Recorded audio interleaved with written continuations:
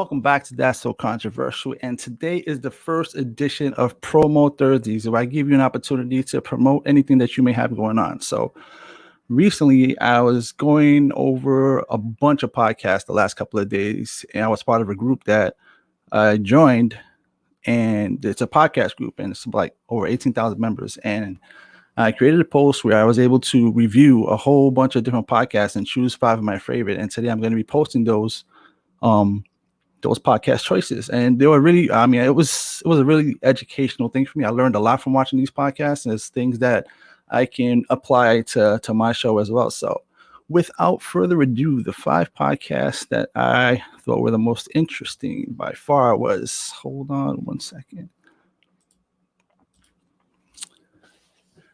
Mad Dad Movie Review. Like, this podcast definitely made me smile. It was incredibly fun. It's something that I think I want to do with my son. Just the idea that he's sharing one of his passions with his kid, and it's just it's just such a dad thing to do. It was an amazing thing to watch and listen to. It was fun. So Mad Dad Review, they have a YouTube channel and they have an Anchor thing. You can find their link in the description of this show. So Mad Dad Review, what they do, it says in his description, is each week I introduce my daughter Maddie to a different cult film or movie that had an impact on my life. Then we talk about it here. She's mad and I'm her dad, and this is the Mad Dad Review. So it was a real pleasure listening to Mad Dad Review. I had a really great time listening to it. And the next one is Stories from the Green Bench. This podcast really touched me because it's something that I think that all of us should do, and that's having conversations with our senior citizens of our society. They've lived their life and they had such vast experiences, and I just think that history is better told through their experiences, and I think it's such it's a resource that I think we don't take full advantage of. So the description of this podcast is Aaron Davis, along with co-host Lloyd Hetherington, I hope I'm not butchering the name, explore friendship, tragedy, love, life, learning, and so much more on our stories from the Green Bench podcast. The Green Bench is a symbol of elder wisdom. Physically or virtually, the bench invites us all to sit alongside a senior, share a conversation, and give and offer advice. It challenges the stigma that seniors face, the ageism still so prevalent in society. It reminds us of the wealth of wisdom our elders offer, and in doing so helps restore them to a place of reverence. Your seat on the Green Bench is already waiting. This was a fantastic podcast. I really enjoyed it. It was so much fun. And it's something that I think I want to do going forward. I take time, go to a senior citizens home, speak to these people. They lived a really rich life, and I think they have a lot to offer us, and they still valued members of our community, and we should definitely treat them as such. The third podcast was 3-Course Meals Pants Optional Podcast. The name was really intriguing, and I thought it was just definitely something different. It's a really well put together podcast with these people. They do, I think, movie reviews and stuff. Let me see if I can get some more information on them. Where is this stuff? 3-Course. Okay, cool. So basically what they do is they talk about everything and nothing at the same time, with some dick jokes thrown in for a good measure. And I think me being immature and enjoying that kind of stuff, I really enjoyed that podcast. They did a really great job.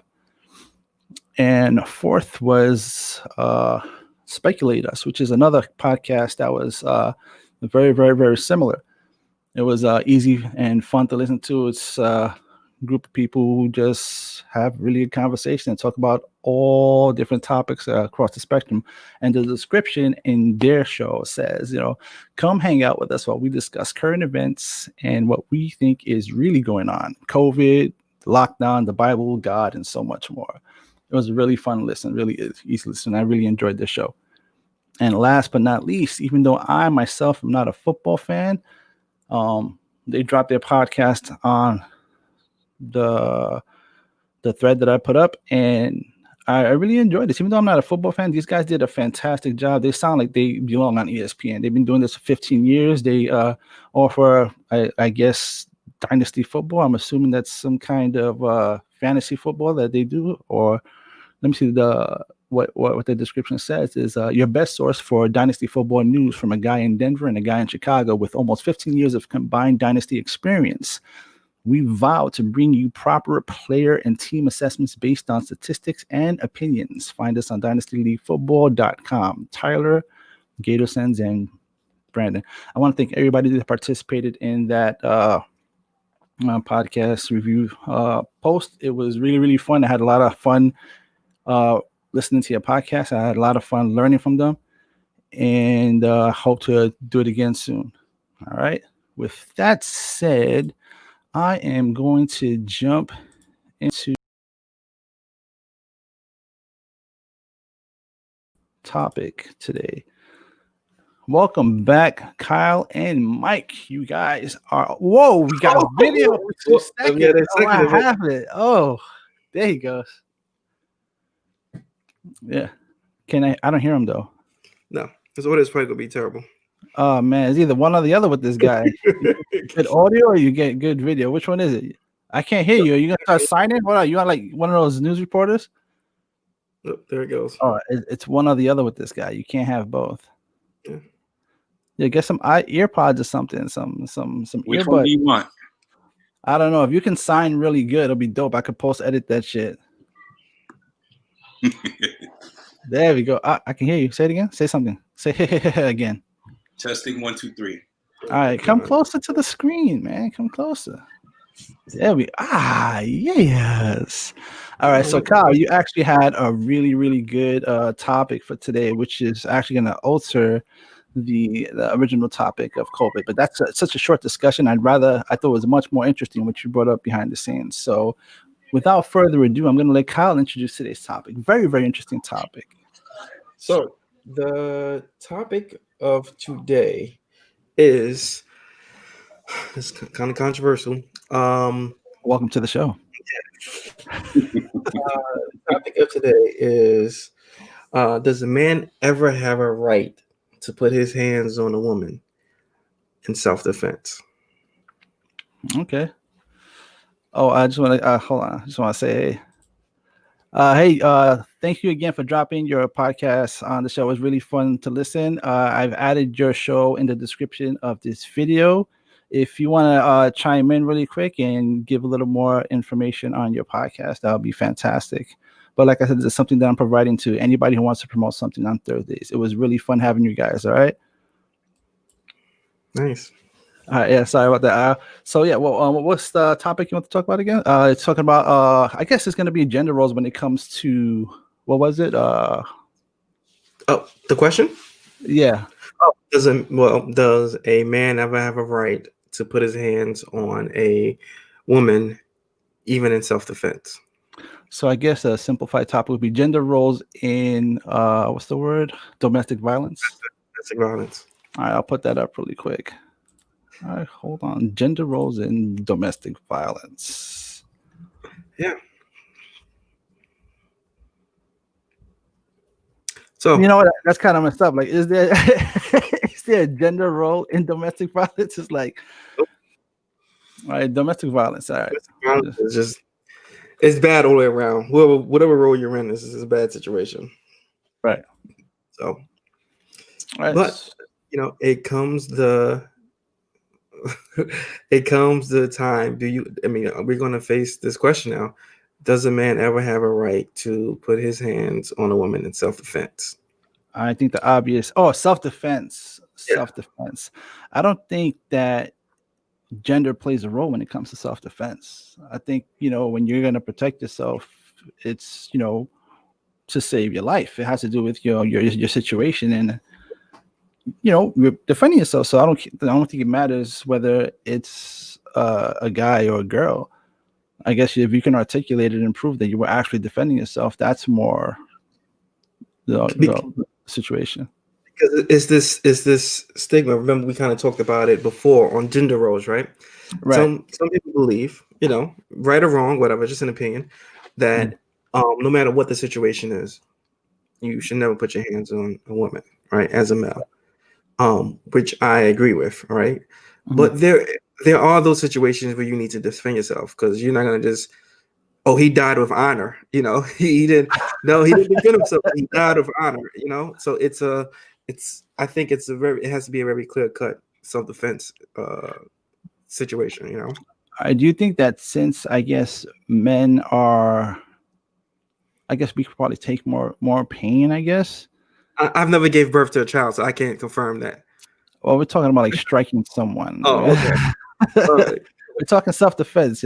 Baby's not self-defense. I like what Speculate says. She says, she agrees that she or he, I'm sorry, I don't want to. So agrees that self-defense has no gender. Yeah. So I mean, I think when you're gonna protect yourself, you're gonna protect yourself. How about you, Mike? What do you think? If you get smacked in your face by a woman crazy hard, and you just take that, or do you? At what point do you? Can you take a smack? Like, let's say she smacks you, right, and you can handle it. Should you just take that smack, or do you feel compelled to retaliate? That's it. I'm gonna be honest with you. I like it. I was like it. So I would say that you got to think about this. When you hit a man, when you hit a woman, you could potentially knock her out easily because as a man you have more strength. So me personally, like I've gotten to the point where I could, a female could upset me, but I wouldn't, strike her. That's just not my type of character anyways. I would rather just walk away. Now, you're talking about self-defense. Now, if she got a gun, I don't care. then I'll hit her. You know what I'm saying? Because it's self-defense. Right. But it's like if you're, for example, let's say you're getting into an argument with somebody. With a female that, all right, let's say you're dating the female and she starts getting hands-on with you, that's a different story. I'm not going to hit her, you know what I'm saying? But if it's like, self-defense as in, for example, she's going to shoot me, I'm going to hit her, Right. Gotcha. Yeah, I think you bring up a really good point. Like it has to be a matter of life or death, right? To cross that line. But that's interesting for me too, Goose, because I know you are a father of daughters. So what would you tell your daughters in that matter, like as far as that goes, about putting hands on other people? Text daddy his address and I'll go.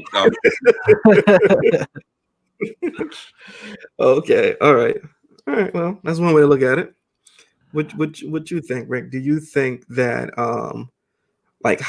what's the extent of self-defense? Like how far do we go with saying it's self-defense and then it's actually just violence? I mean, just being on offensive.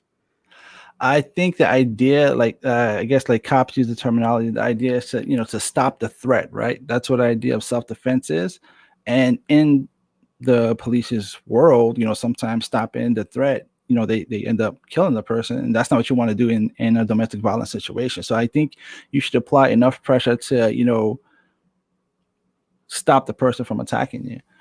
And I'm not 100% familiar with the Johnny Depp and Amber Heard case. If you have any additional information, I would love for you to join us and give us some feedback on that. I know that they had some kind of domestic issue, and he was originally accused of being the aggressor, being the abuser, and it came out she was actually the one abusing him.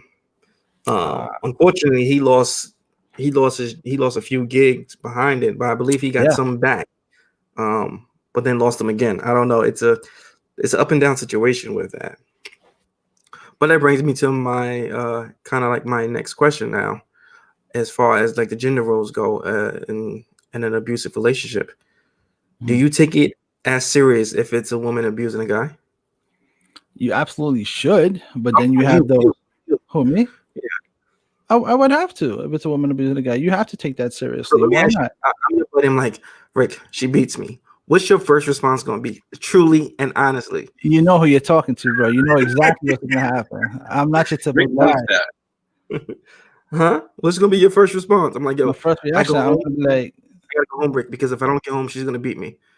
I'm going to be worried for you. I'm going to be scared. I'm going to try to talk you out of that relationship because that's not a place where you want to be. I mean, that's crazy. It shouldn't be like because she's a female that, it should be a stigma to it. Like, that's crazy. I don't know. I mean, So is that your truth? That's your truthful response? Like that's what you would say? 100%. That's serious, man. I'm not gonna joke with that, man. If somebody's coming with serious, if it's a joke, I'm gonna joke around with it, obviously. But if somebody's coming at you with a serious situation, they feel in fear of their life and they're in a situation of domestic violence, that's something you definitely want to take 100% seriously. You smiling now. I'm afraid to come to you with something. No, if my wife's starting to beat me, I don't know if I'm feel okay coming to you to tell you about it. You're gonna laugh at me. Situation, but I know you. I feel like if I come to you with a bit, come to you about it, you're gonna make a joke of it. You're gonna joke on me about it for at first. It depends how you come. If I have to feel if you're joking or not. If you're dead serious, there's no way I'm gonna take that as a joke.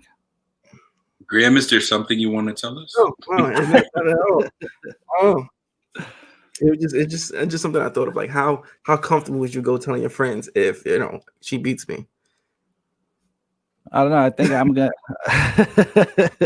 I think that's your answer right there. I think there's a situation you guys might want to have to call 911 right now. I don't feel safe. Well, so Rick, you have a son. What do you tell him when he's growing up? He's in school and he said there's a girl at school that constantly beats on me and hits on me. I mean, that's a real different situation. I don't know if that would qualify as domestic violence, but in that situation, if playing those seeds as a child, that's right. what we learned as a child. If she's like physically overpowering him, like he's gonna have to at some point defend himself. If he's reaching to the principal and the other resources are not being able to solve the situation, then at some point he's gonna have to defend himself. After you've explored all the avenues, right? All the conventional avenues, talking to the teacher, talking to the parents, having those discussions, and there's no resolution, then I'm definitely going to encourage that he defend himself physically because he's not going to get bullied. And if it's a situation where the girl is much more strong than him and he's in a low situation where he just cannot defend himself, then I'm going to have to intervene by speaking with the parents and having that discussion. And I think that's very important. It's a very good point. Thanks for bringing that up, Kyle. Now you're giving me some thoughts to work with. Okay. What about you, Goose? I already tried to teach my daughters to try to, my oldest, to try to solve it before they, each level. Talk to the person. If they continue to bother them, then tell the teacher. If the teacher doesn't do something about it, speak to the principal. But I want to know in each level, like, did you tell the person to stop?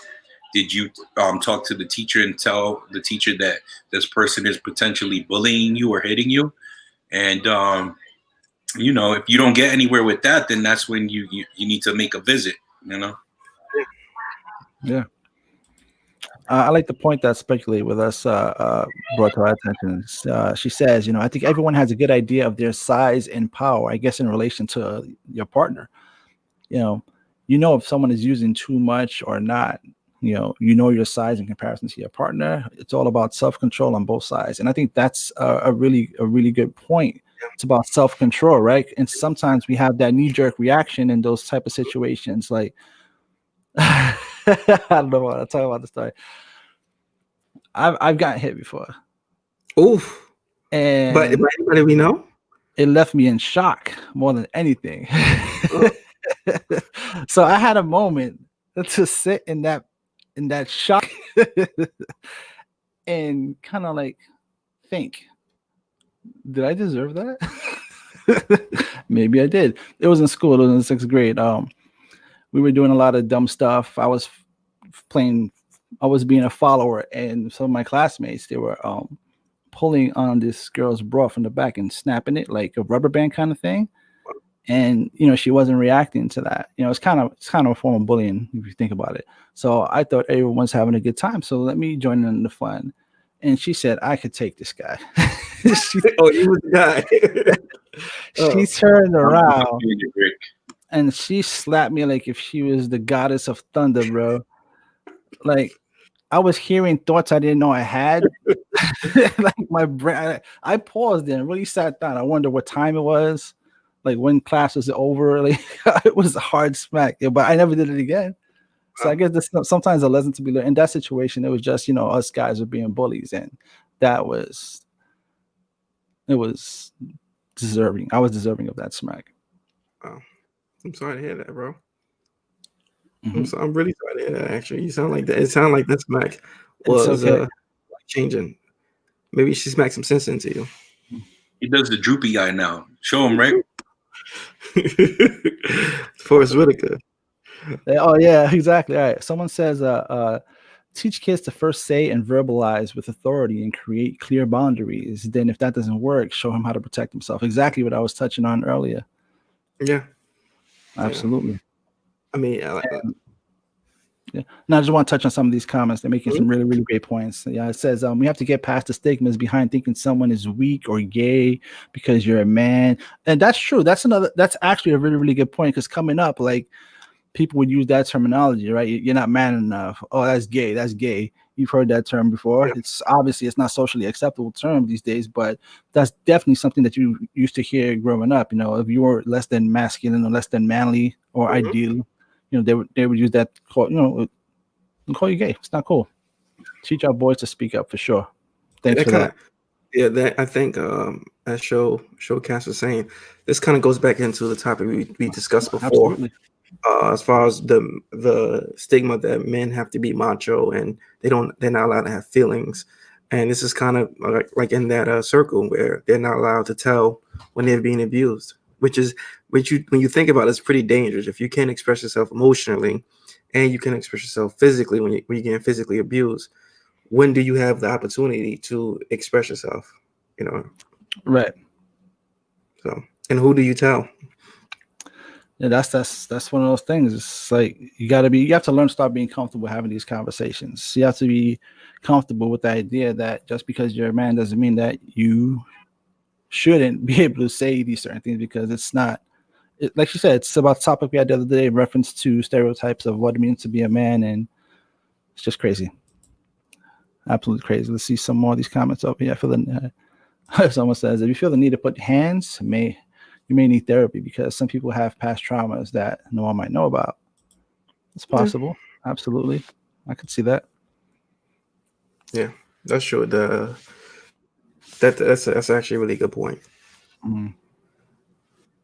I think my daughter will be as strong as any boy out there, and she will be a tough cookie that can hold on. That's good. That's awesome. Absolutely. 100% awesome.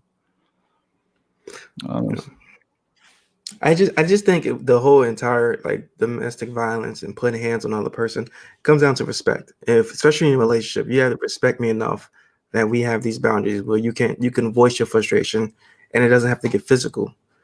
But with that being said, as one human speaking to another, you have to have the expectation if you put your hands on someone, they have all right to put their hands on you. I feel like that's just a basic human law, you know. No matter gender. What were you saying, Mike? I was saying that actions have consequences. Yeah. Well, absolutely. Yeah. 100%. Do you think that if ever a relationship ever gets to the point where it's being physical, is it done at that point? Say it again. Do you think that if a relationship ever gets to the physical aspect, is it done at that point? It should be, because it's kind of toxic. Right. For one, respect went out the window. Right. Mm-hmm. That's the first thing that you lose in a relationship. Once you put your hands on somebody, you know that person no longer respects you and doesn't see you as an equal or as a partner. Or two, this person likes to be violent and it's expected to be reciprocated. Yeah. You know, they're looking forward to that confrontation. Some people thrive on that. So that's it's one of those situations that's crazy.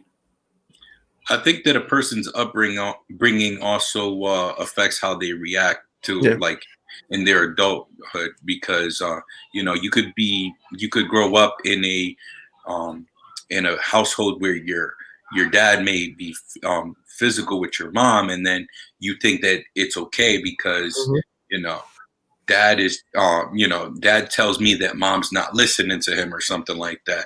So then the kid thinks it's okay to treat women that way. And so as he gets older, he might think that it's okay for him to put his hands on a woman. You know? So nature versus nurture. Yeah, I agree with you 100%.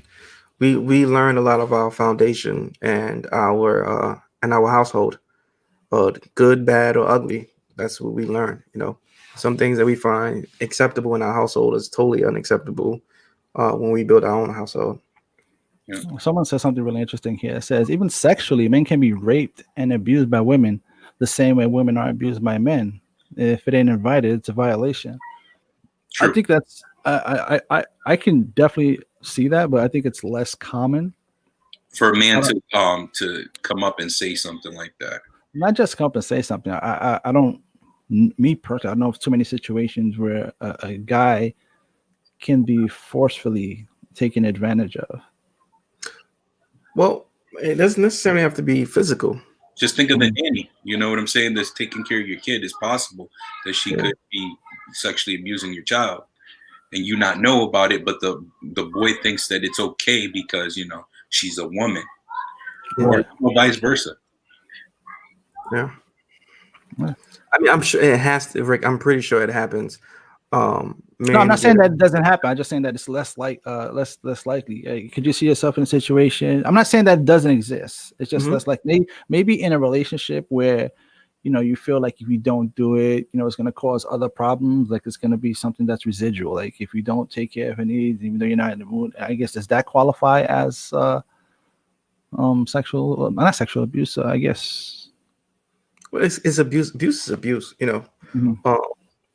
I do think that if you are in a position, if a man is in a position where he has to do things sexually or whatever the case is, he has to do it because if he doesn't, he thinks that he kind of owes this person to do it. And I'm not even talking about like I owe you I'm a partner and I owe you this value, but I owe you. If I don't do it, I could be in trouble relationship wise.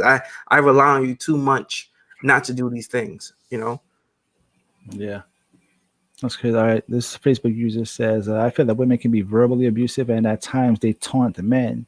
Women can say some evil ass shit. And it's thought that you should be man enough to take it. It's false, and you should have to stand your ground as a man. Don't be afraid to walk. And that's a really good statement. I understand. Somebody speculated with us said something that's kind of messed up. A babysitter raped her fiance, and he thought he had to see it as cool. And I could definitely see that. They made movies about that. And now it makes him cry to talk about it. There's a movie with Adam Sandler. I forget what it's called. Where he was like this high school kid who had sex with a teacher, and he became popular for it. So I can see that where he got that mindset where that's your boy. No, that's my boy. That's the name of the movie. Oh yeah, that's my boy. I'm sorry, I totally misunderstood that. I thought you knew the person. I was like, okay. He was a childhood celebrity, something like that, and he had sex with a teacher. Right. Exactly. Yep. Yeah. And that's sad. Sexual abuse it's messed up. Yeah. And he was 8 years old, and she was 15 years old. Yeah, that's sad. Oh wow! How about in the workplace also? Someone says, or a boss, you need this done, or an ex who threatens to take you to court. The forms of domestic violence, I guess. What you put in that situation where you have to do it because you feel inferior to someone, or you feel like if you don't, it's the consequences. You are in an abusive relationship, and it doesn't necessarily be a physical thing. And abuse comes, like I believe one of the comments was, women can abuse a man verbally, and I think that's what it hit the most, the verbal abuse, and we don't know what to say to it a lot of the times. Right. I think what it comes down to is you still have a choice whether to say yes or no. Yeah. It's just it's hard because men do verbally abuse women, but and some women can see it as it's okay because he's a man, but it isn't okay. All right. You shouldn't verbally abuse or physically abuse. Nobody deserves that type of treatment. Right. All right, so I'm going to show you guys something. You guys tell me if you think this was justified or not. Oh, who can forget the 8-ball jacket? Yeah. This is the incident in, I think it was New York, where he was assaulted by this lady, and he retaliated with probably one of the slap heard around the world. Yeah, exactly. So, he was a really big guy. He was, I think, 6'6", 6'6", and he was a baseball player from the Dominican Republic, and he had a lot to lose in that situation. So, with the video, he was able to be exonerated of any charges if they understood that it actually was, self-defense. I feel like that's clear cut self-defense. She attacked him. Right, but then you have that thing where, like, oh, you couldn't take a hit for she was a girl. He's 6'6", and she's of a much smaller stature. He defended himself. He didn't attack her after that. After he hit her, he didn't continue to hit her. He hit her in self-defense. I think he was found in acting in self-defense. Yeah, and he actually got hit with a stiletto in his ear. He had like. They hit him with a high heel. Yeah, I mean, come on. Yeah. Well, again, back to that. What I said. Don't put your hands on anyone, right? Unless you're ready for that person to put their hands back on you. And even still, at what point I don't see any situation where violence is the answer. Like if you're unhappy in any situation, hey Mike, what's going on? Speculate as usual. Right. Like in any situation, like you should have self-control. And I guess it goes back to something someone said here. It has to do with, how you're brought up, your experiences and your foundation, your morals, right? Your moral fiber and how you, how comfortable you are with addressing these situations. It's just crazy, man. I'll be honest with you. If I was in a situation, God forbid I'm never in a situation. If I was in a situation where I was being abused verbally or physically by a woman, I don't know how comfortable I feel going to my buddies about it. And that's just me honestly speaking. That's stereotypes. No, I have an option to leave the relationship if a woman is like, let's say it's just the first time. You still have an option to leave if you want to. Nobody's holding you in that relationship but yourself. Yeah, but I'm just saying, as far as like, how would I tell? I don't know how comfortable I would feel telling Rick. Right. I'll be right back. Me? You wouldn't be able to tell me? No, I don't know how. I mean, this is me being honest with you. Like, I don't know how. Your head on my shoulders, bro. Nah, I think I would go to my mother first. Being honest with you, you should. I would go to my mother first, and then because I feel like if I tell one of my buddies, they'll laugh at me. And that's messed up. You shouldn't have to feel that way, man. That goes back to the stigma of that whole macho man mentality, how men have to be strong. But yeah, Speculate was actually responding to something here. Let me just put these together really quick. So someone says, we have a false and misconception about men and masculinity. Being a man doesn't mean you should be able to take it. And she responds with, he does have to take a hit. Oh, he doesn't. All right, sorry, thank you. He doesn't have to take a hit. He also didn't have to hit her as hard. But she should have never laid hands on him. No, I get that too, because sometimes it's just a knee-jerk reaction, right? Like someone hit you unexpectedly because he wasn't looking, he wasn't expecting that hit.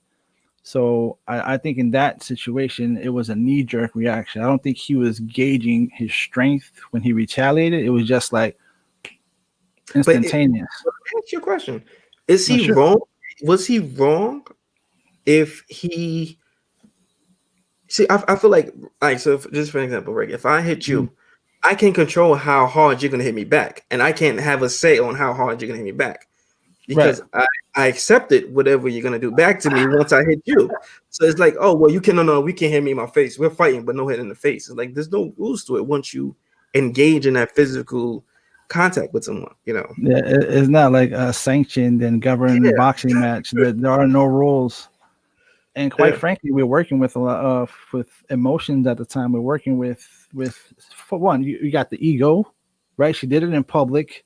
He's a man that just got smacked by a woman, right? You have that aspect of it where, you have this, oh my God, you're dealing with a lot of stuff. I just got smacked. All these people, the whole train was like, oh, so now he's forced to react, I guess.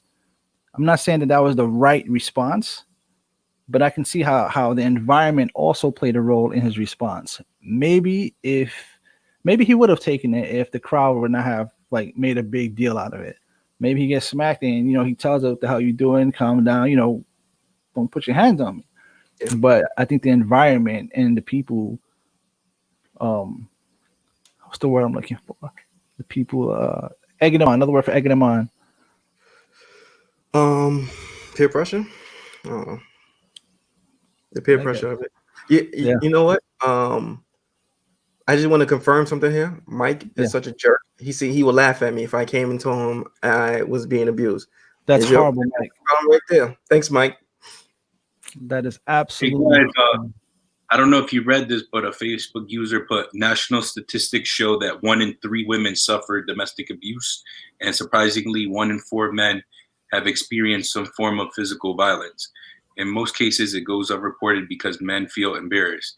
I also feel that, for example, a woman, let's say, who hits a man, you don't know if she was actually physically abused herself, and that's the what she learned when she was growing up. You know. That's true. If you don't know you don't know her past, you don't know what she finds acceptable. I get that. But once you make that decision, there's no coming back from it. Right. So people will do anything to create a reaction out of you anyways. Just think of celebrities like that guy who was kissing like the guy who kissed Will Smith. Will Smith. Oh, remember I remember that? Yeah, but he restrained himself. He didn't give him a full stop. He gave him a little. like, what are you doing? Yeah. And that's because of the environment. Maybe if there's nobody watching. People are gonna entice you to react the way they want you to react. It's up to you as the individual not to fall into that trap. But how do you stop that knee-jerk reaction, though? That's a level of self-control that you have to have. There's a whole lot of people in prison right now who have knee-jerk reaction. Yeah, no, it's true. It's true, Yeah. And that's why sometimes you just gotta have to take that half a second to just really assess the situation. I just got slapped. let that sink in for a minute. You have to lose in order to like react the right way. Like, for example, if a female hits me and I hit her, what do I have to lose? I have my freedom to lose. My kids, they won't be able to see me. Do I really want my kids to see me locked up in jail behind a window saying, "Daddy, I miss you"? And that's enough for me to not even cross that route. You know what I'm saying? Right. Speculate actually says a really good point. Seriously, the problem with men. What Mike said, even if he's joking, I guarantee you won't go to him now because there's some truth in the jest. Sometimes all right, he said that joking around, but I mean, let me just clear that up. Mike is really my buddy, and we've had a lot of emotional talks over steak and barbecue. So I know you over a glass of sherry. Yeah, we've had a lot of deep talks. I know I get what you're saying, but Mike is really the exception to that rule. He's just a jerk, and right. Yeah, he's a jerk, but he's a good friend to talk. Is that true, Mike? Is that true? Are you actually a jerk? Feel free to defend yourself. He's a big time jerk, but but I'm sure people do have that problem. All right, so I am going to post a link into the chat in case any of you guys want to join the discussion. Instead of typing in, you guys can join us. Let me just show you really quick. You can join without video if you don't feel comfortable with video. I'll show you right now. Hold on. Just like this, you can join the conversation without video. That way you can be a more interactive part of the conversation. That's the Guzman. We call that the Guzman. We call it the Guzman. I like that. Yeah. So you can join the conversation without video if you don't feel comfortable being on video. So I'll put the link out there so you guys can join us in the chat if you feel comfortable. Like if you guys want to be more involved in this conversation, the link is there. You click on that. You won't immediately join the chat. You'll be in what they call the backstage room, and then you could choose the name that you want to post and turn off your camera and feel free to join the conversation.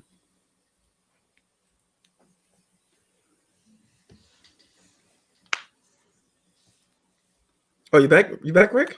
Oh yeah, I'm back. Yeah, man. So yeah, I just to kind of get back to the topic, it's he's a sweet guy. Sweet guy. Redemption, sweet redemption. Oh man. Yeah, someone says, getting out of domestic violence is not as easy as just simply walking out. There are a host of issues that come with it. if you could give us some more information on that, if you have any, what other issues? Obviously, there are. I'm just not well versed in all of the stuff that's involved because I've never been involved with domestic violence. Yeah. I did watch my dad get knocked out one time by my mom when I was younger. Wow, really? Can we hear that story? Oh, absolutely. My dad was a pretty bad drunk, and he would often drink, and he's a big baby. And we are being joined by Speculate. Hey, thank you for joining us. Hey. It's always nice to have a woman's perspective in these conversations. So I really appreciate you joining us. I know. I was like, man, I keep typing everything like super fast, and they're like already moving on. So No, I'm sorry. And that's why I try to offer this option to people, and this is why my show is live. Also, I like to have people be able to join. It's an open platform. no, Nobody's so right, cool. obviously. Yeah, thank you. I really, really appreciate you. Yeah, I was actually literally Googling how you're on live YouTube right now. Oh, if you want, after the show, I can actually walk you through it. If it's something you want to, Seriously?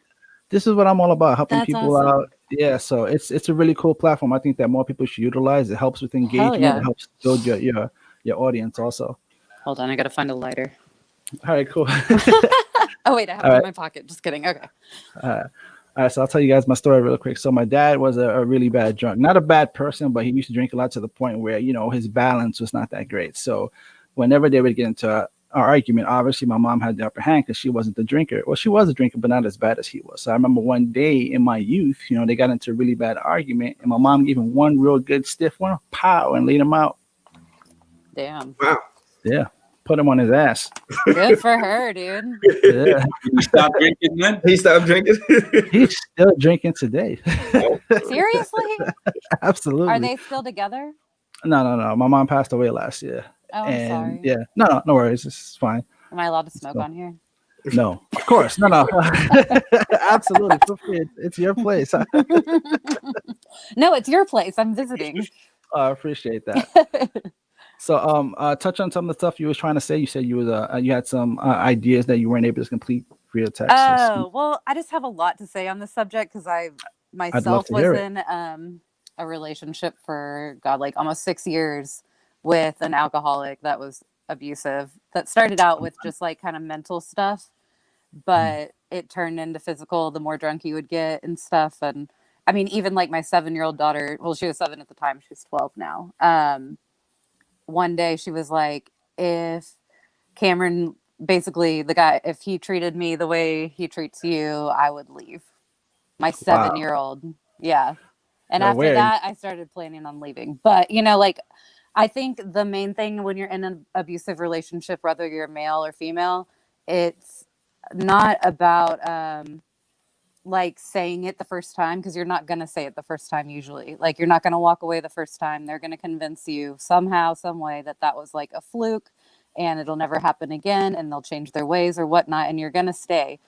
And the reason you don't tell people about it, and it's even harder, I think, if you're a man and it's happening, is you're not ready to leave.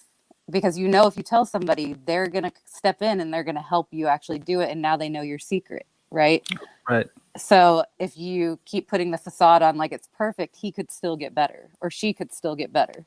And then your family or friends don't think that one thing about him, Oh, absolutely. They'll have that stigma forever. They'll never shake it. They'll never shake it. Even if the situation does improve, they'll always have that thing. And that's probably why people don't like to share when they're going through that kind of stuff. And it almost never does get better, like you're saying. It becomes more toxic. And quite frankly, people, for the most part, when you allow them to get away with something, they see it as a weakness. Yeah, and if they were genuine, right, it won't happen again. But if it happens again, chances are that it's going to be a recurring cycle. It's something that's going to continue to happen. That's something that you definitely should be aware of. And I think it's really, really tough. Do you think it's harder for a woman to walk away from a domestic violence situation than it is for a man?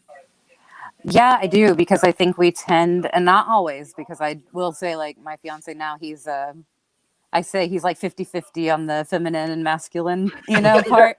He can cry in a movie, Oh, he's a good guy. He's a man after my own heart. Guy. Right. And so I'm not afraid that our children are going to grow up thinking that they need to be macho because they see him being both, And I think that's because he was raised by his mom. But just saying. But I think a woman tends to play more with like her heart or feel more, that way, whereas a man is like he's gonna change. Right. That And and you feel bad for the person, right? Because it's a problem that they have that they're presenting to you as a problem because of my dad was abusive to me when I was little or whatever. It pulls on your heartstrings, right? And so you're not going to just abandon this person you've already told that you love, and we're taught that love is unconditional. So you are right. If you say it, you unconditionally love this person. You will do anything for them and you'll stick through anything, for better, for worse. Right. But I think that's so wrong. Like my parents never addressed abuse or even speaking badly to another person as like something that I don't deserve, like I was never told that. So I grew up thinking that. And I mean, I grew up also very like, I was a chubbier kid. I didn't have all the guys chasing after me. I kind of like blossomed more after high school sort of thing. But in school, it was tough. And so I think I seek validation through any attention that a male would give me. Right. You don't say chubby on the videos. We say fluffy. I'm not anymore. It's so weird. I had 3 kids and then I got skinnier than that. Myself. So just a quick question. Do you think it was harder for you to tell your friends about what was going on, or was it harder just to kind of walk away from the situation? I think that the walking away for me was easy because I had gotten to a point where I just didn't give a fuck. I mean, to be honest, he got super drunk one night and basically like made me have sex with him, which yes, he calls rape, but we're married, so it's this weird, where people don't really notice that as like an actual thing, because you're married, where people don't. But hey, this is so cool. So for me, walking away was easy. I think telling friends and stuff and it not being like his best friend, who's also, he met him through me. I was his boss at a salon that I worked at. And he saw, like with his own eyes, saw the abuse and stuff. He was there most nights with us, like, and hung out. And when I came out and said that he was abusing me and I left, he told me that it was horrible that I was lying about Cameron, that I like spread this stigma about him. And I was like, wow, dude, block me on Facebook. Like, we don't have any mutual friends anymore, because like it was that kind of split where it was like I was lying. But I literally was like, you saw it with your own eyes. How can I be lying? That's terrible. It's gaslighting, like, but by friends or something. Like, I don't even know, So that was tough because you're like, it's the whole, they make you feel crazy, but you're not, but nobody else knows you're not. So you're just fighting against like nothing, So that was the toughest part, but it was worth it. Major worth it. So. All right, welcome, Ashley. Thank you for joining us. Do you have any thing you want to add to that, or any ideas in reference to domestic violence and I guess gender roles, if that makes any sense? Yeah, it does. It definitely does. I can't say, but you guys know because I worked with you guys before. But I actually had more than one male student that I had to relocate because of a domestic violence situation. Oh wow! And it hit close to home because. One kid in particular, the mom was in love with the girlfriend. The family was connected to the girlfriend. So the girlfriend was so manipulative that she would go back to the family and say that he was abusing her. But we behind the scenes had evidence that she was abusing him. Wow. And the interesting thing was, though, she was intimidated by someone like me who was just like, you're not going to act crazy. I'm going to check you. I think all the students knew I could do that, but she was intimidated by other people, but because he had such a good heart and he was so loving and loyal to her, but he knew she had issues because of her family, and that's why he stayed. But thank God I prayed about it, and before he graduated, new girlfriend, changed dorm rooms, he was done with her. But that is not the case often. And I've known grown men who have trauma, who have not sought therapy, but sought numbing agents to address their past traumas, not just as children, but as young men, just being in situations where women will jack up their cars and do crazy stuff. Bitches be crazy. People are crazy. I think we categorize it like as male, female, like, like. No, you're right. People are crazy. Crazy. And you have to do your research. Love ain't everything. If I gotta be up at night and my nerves are jacked up because I don't know what mood you're in or whatever. Like, I've been in situations. It took one hit. I told Rick this, and I hit his ass with my car. Good girl, good. But it took me one time, and I play ball, so I'm used to getting elbows. It took one punch, and I said, "Not never in my life will another punch." You won't even. I'm a no. I'm a no before, because I've seen that. I know relatives who've been in relationships like that. So see, I never saw that growing up. So maybe that's a difference too. Is like if you're subjected to it, you make some decision one way or the other. But if you're never subjected to it or talked to about it, there's just nothing that comes of it, right? And you don't have standards. And I think like the whole conversation, even like when we were just chatting, in the typing chat or whatever, it's like it all comes back to how you raise your children, and you have to give them expectations from someone else. Like, you don't tolerate this, but I don't feel like that was laid out for me. I had great parents, but that was not ever like a thing that we talked about. Like, you don't tolerate boundaries. If a person loves you, they'll respect your boundaries. You don't need to do something to be friends with somebody. You don't.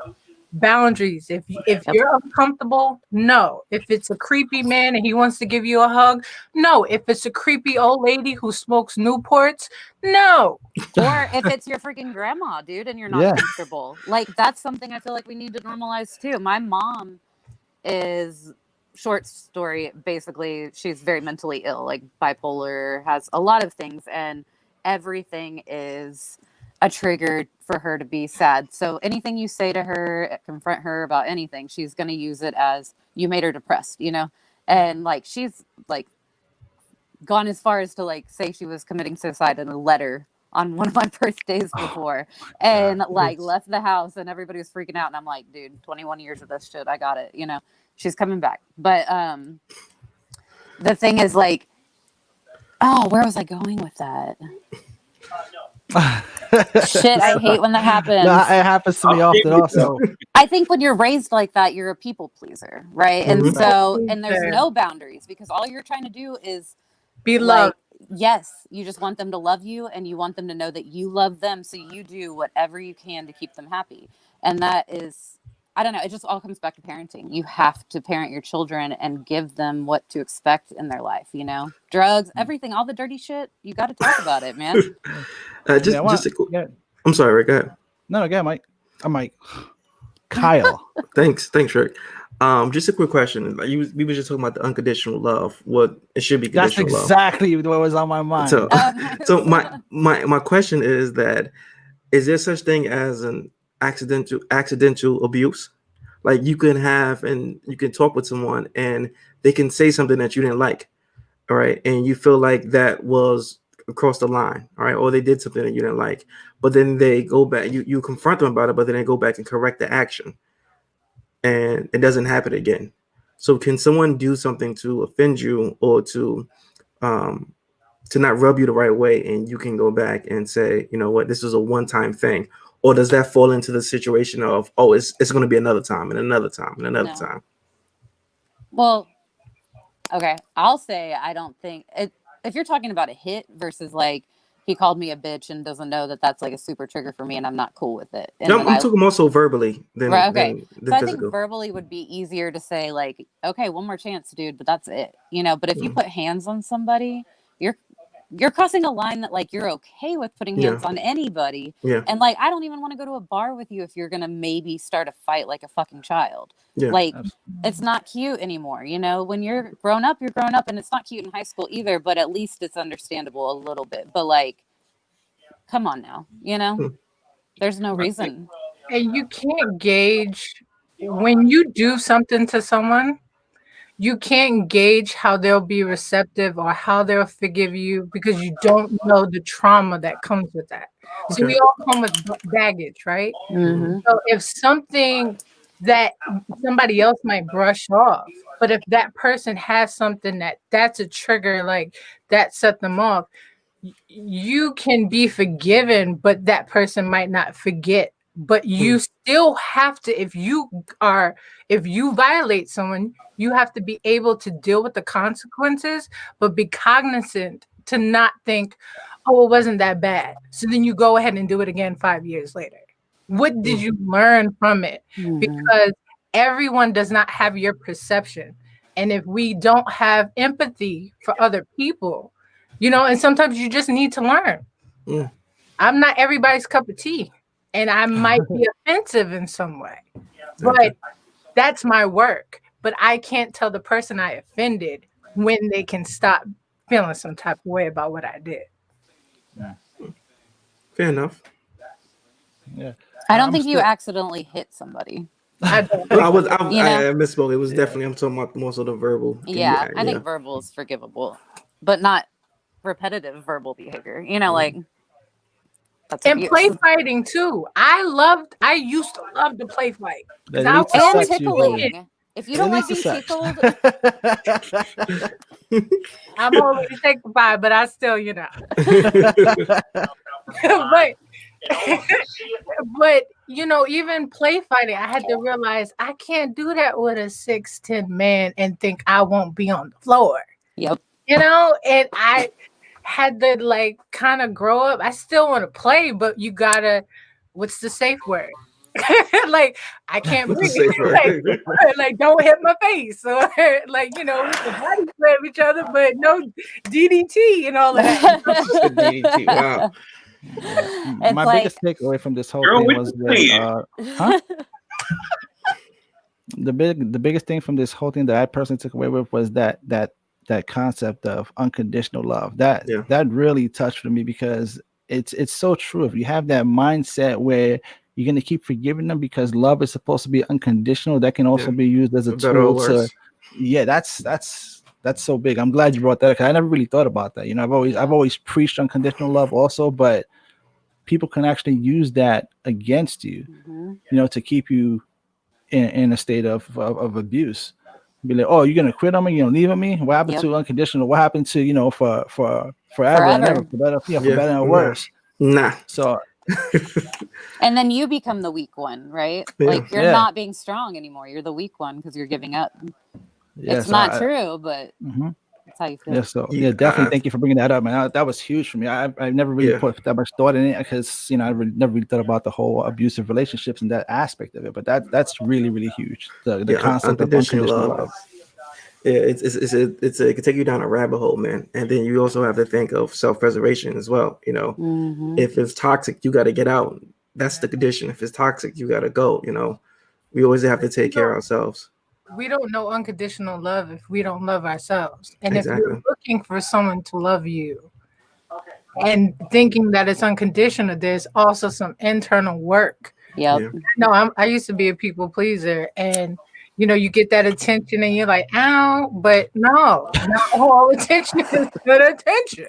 But if you love yourself and you know your worth, you will have boundaries that you be like, nah, you cross that. Like, as fine as you are, is work done. So but no one teaches. Who's at home saying, son, daughter, like, do you love yourself? Look in the mirror. Like, no one can tell. No, we always say, do you love me? I love you. Right? Oh my God. Come on, Oprah. Girl, I got 4 kids. Okay, I know what we say. Well, but that's a great point.